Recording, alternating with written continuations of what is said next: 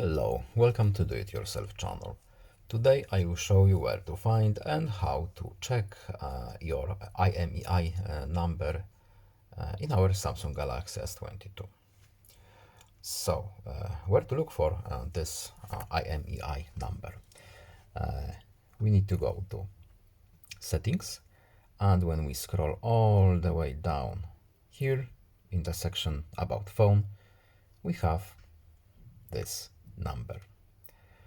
We have two IMEI numbers because our phone has two SIM cards. It's a double SIM. This number should match the one on the box. It's like a serial number. And that's it. You can of course use another method. We can open phone. And here we have our numbers as well. That's all. I hope this video was helpful to you. Please leave a like and subscribe.